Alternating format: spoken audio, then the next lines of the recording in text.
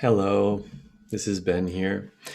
This video will be rather informal. This is a live video to talk about what not to do for tinnitus. Every month with the Pure Tinnitus community, we have a group coaching program, and it's something called Pure Tinnitus Group Coaching. We just ended our last session. This one touched my heart.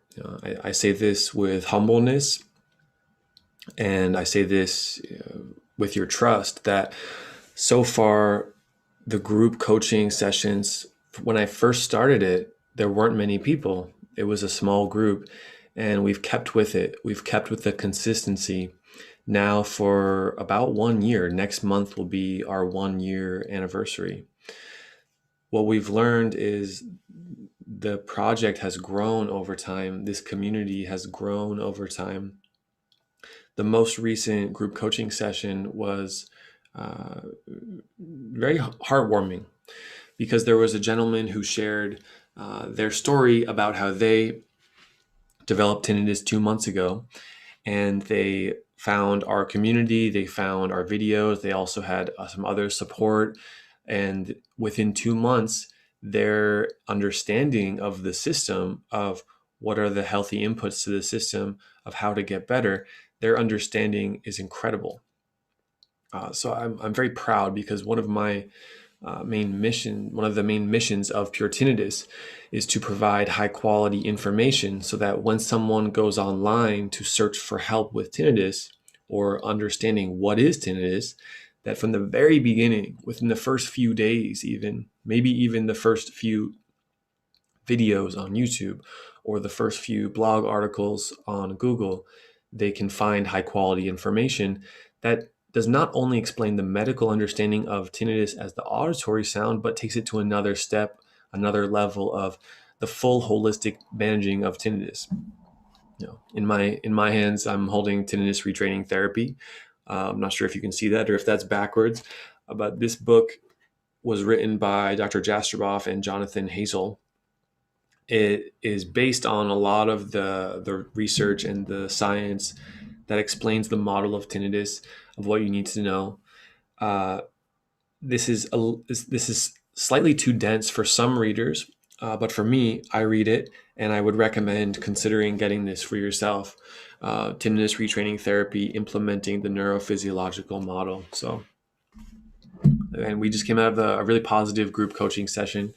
I'm not here to pump up the group coaching program or to make it sound any more significant than it is, but it is out there. And if you want to learn more about it, feel free to contact us.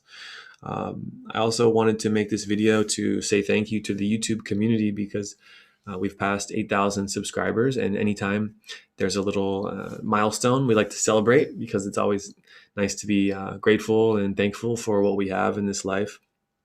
So this video is titled "What Not to Do for Tinnitus," and from that group coaching program, what not to do for tinnitus is obsessively think about it and spend unnecessary time giving attention to tinnitus, keeping researching more and more and more and more, obsessing over it.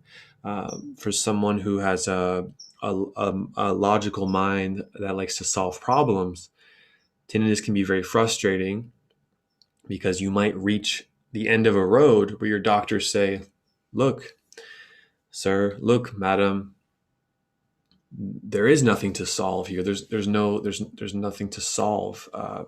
You're at the end of the road," and that can be very heartbreaking. And it can also lead to hyper focusing on looking at different, more obscure remedies or obscure conditions. Is my tinnitus from my jaw, from my neck, from my diet? Is there something wrong in my head? Am I going crazy? There's a point of diminishing returns on focusing or hyper focusing on tinnitus. And that was one of the central themes in the group coaching program from tonight. So what not to do is hyper focus and put unnecessary time and attention into tinnitus. But there is a period of time where you have to learn the model, you have to learn the science, you have to potentially work with a professional who can help you, guide you through it.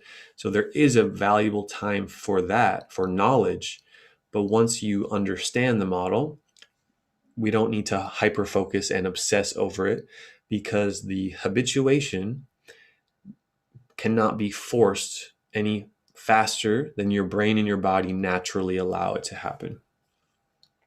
That was one of the big takeaways from this group coaching session. So I thank you for trusting me as a pillar of science and support for you.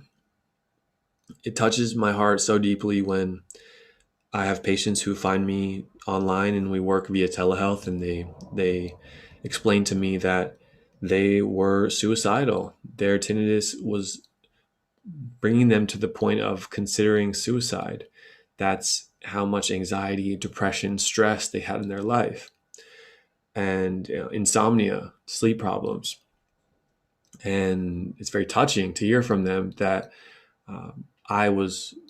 Pure Tinnitus was, our community was part of what allowed them to persist through and get high quality information, get the right kind of emotional support, know what resources are out there, know that we can get better from tinnitus, knowing that volume of tinnitus can change over time, and that millions and millions of people can live with some tinnitus, me included.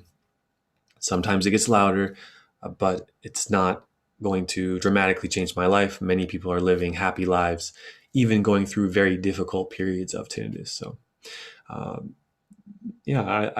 just wanted to say thank you.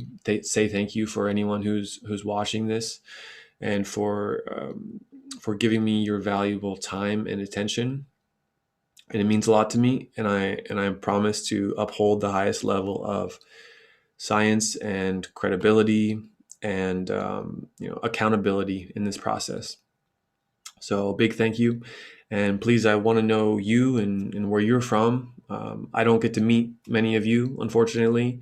Only a select number of people, reach out through Pure Tinnitus to have a telehealth session, a consultation. So I only learn about your experience through the comments. So please leave a comment of what this means to you.